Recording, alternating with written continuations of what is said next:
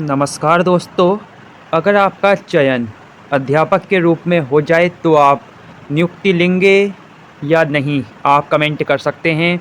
लेकिन यहाँ युवाओं को नियुक्ति पत्र भी मिल गए हैं, लेकिन अभी तक उन्होंने ज्वाइन नहीं किया है। ना जाने क्या बात है, क्या पटवारी में सिलेक्शन हो गया या क्लर्क में सिलेक्शन हो गया या अन्य जगह में सिलेक्शन हो गया है, जिस कारण अभी तक शिक्षा विभाग में अभ्यर्थियों ने ज्वाइन नहीं किया है। शिक्षा विभाग की तरफ से करीब 1500 सहायक अध्यापक के तौर पर चयनित अभ्यर्थियों को नियुक्ति पत्र दिए गए थे, जिनमें से कई अभ्यर्थी नियुक्ति देने के लिए विद्यालयों में नहीं पहुंचे, यानी अभी तक इन्होंने ज्वाइनिंग ली ही नहीं है।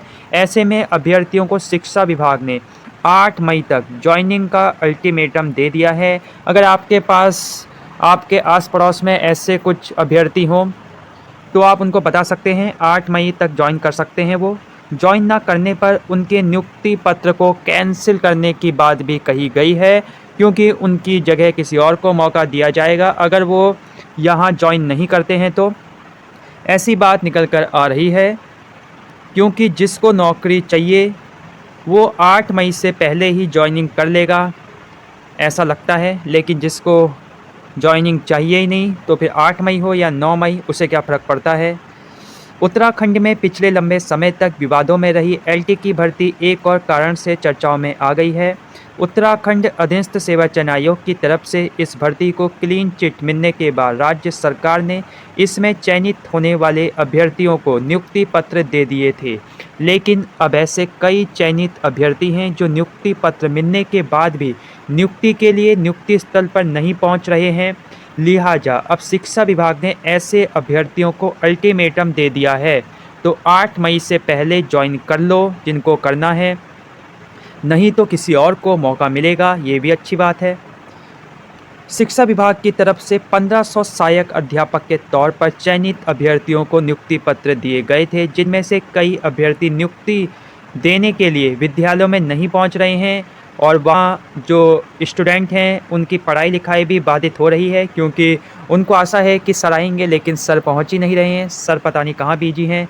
ऐसे में शिक्षा विभाग ने अब इन अभ्यर्थियों को 8 मई तक का समय दे दिया है। जो अभ्यर्थी 8 मई तक नियुक्ति स्थल पर ज्वाइनिंग नहीं देता है, ऐसे अभ्यर्थियों की नियुक्ति पत्र कैंसिल हो सकते हैं। पहले काफ़ी समय विवादों में रही भर्ती, उसके बाद जब विवाद का निपटारा हो गया, लेकिन कुछ युवा ऐसे हैं कि जो ज्वाइन ही नहीं कर रहे हैं। तो इस प्रकार की खबरें निकल कर आ रही हैं। खबर का सार यही है कि 8 मई तक आप ज्वाइन कर लें। परिणाम निकलने के बाद भी अभ्यर्थियों को नियुक्ति नहीं दी जा रही थी पहले, क्योंकि इसमें चल रहा था सस्पेंस, क्या भर्ती रद्द होगी या ज्वाइनिंग होगी। अब जब ज्वाइनिंग हो रही है तो अभ्यर्थी ज्वाइन नहीं कर रहे हैं, इसलिए शिक्षा विभाग यहाँ टेंशन में है। बड़ी बात यह है कि राज्य सरकार ने एक बड़ा कार्यक्रम आयोजित किया था जब इसके नियुक्ति पत्र बांटे गए थे। आपने देखा होगा, पुष्कर सिंह धामी जी ने खुद अपने हाथों से इसके नियुक्ति पत्र बांटे थे, जिसमें ऑनलाइन माध्यम से प्रधानमंत्री जी ने भी इसमें शिरकत की थी।